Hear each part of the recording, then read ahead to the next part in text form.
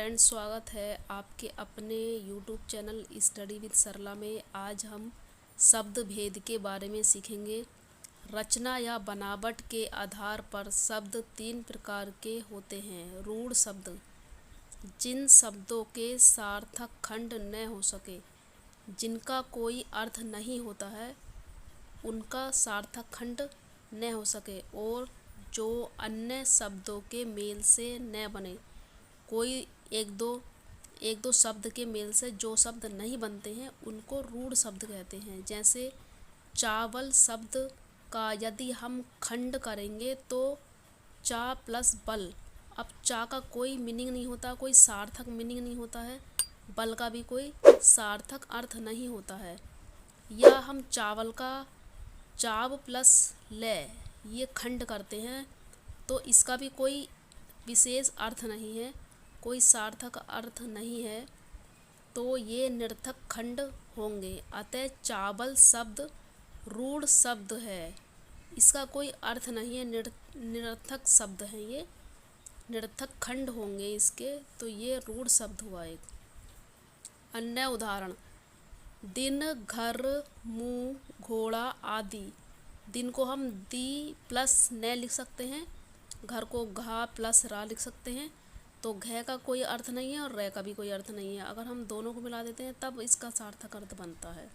अगर हम इसके खंड करते हैं तो कोई सार्थक अर्थ नहीं बनता है, तो इनको हम रूढ़ शब्द कहते हैं।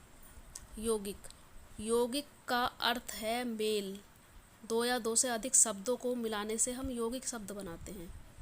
मेल से बना हुआ जो शब्द दो या दो से अधिक शब्दों से मिलकर बना होता है उसे यौगिक शब्द कहते हैं। जैसे विज्ञान, बी प्लस ज्ञान।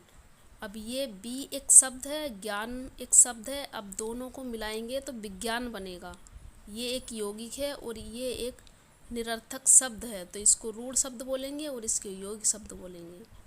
सामाजिक, समाज प्लस इक सामाजिक। विद्यालय, विद्या का आलय। राजपुत्र, राजा का पुत्र आदि। यौगिक शब्दों की रचना तीन प्रकार से होती है: उपसर्ग से, प्रत्यय से, समास से। ये हमने इसकी एक शॉर्ट वीडियो बना रखी है उपसर्ग, प्रत्यय और समास की, आप वहाँ से देख सकते हैं। योग रूढ़, वे शब्द जो यौगिक तो होते हैं परंतु जिनका अर्थ रूढ़ या विशेष अर्थ हो जाता है। योग रूढ़ उसे कहते हैं जिनका कोई विशेष अर्थ होता है, योग रूढ़ शब्द कहलाते हैं। यौगिक होते हुए भी ये शब्द एक इकाई हो जाते हैं, यानी ये सामान्य अर्थ को प्रकट नहीं करते हैं बल्कि एक विशेष अर्थ को प्रकट करते हैं, हम उसको योग रूढ़ कहते हैं। जैसे पीताम्बर, पीताम्बर कहते हैं पीले वस्त्र धारण करने वाला। जलज, जल में उत्पन्न होने वाला जलज। लंबोदर, उदर लंबा है जिसका, उसको गणेश कहते हैं। ये एक विशेष अर्थ दे रहे हैं हमें ये वर्ड, ये शब्द सारे विशेष अर्थ प्रकट कर रहे हैं, इसलिए इनको योग रूढ़ कहा है। दशानन कहते हैं रावण को। नीलकंठ शिव जी को कहते हैं। गिरधारी कृष्ण जी को कहते हैं। हनुमान आदि। पीताम्बर का सामान्य अर्थ है पीला वस्त्र, किंतु यह विशेष अर्थ में केवल कृष्ण के लिए प्रयोग होता है। बहुब्रीहि समास के सभी उदाहरण योग रूढ़ शब्द के उदाहरण हैं। बहुब्रीहि समास को आप पढ़ लो तो आप योग रूढ़ शब्द की जो है परिभाषा आप जान सकते हैं। बहुब्रीहि समास और योग रूढ़ शब्द सेम होते हैं। Thank you for watching.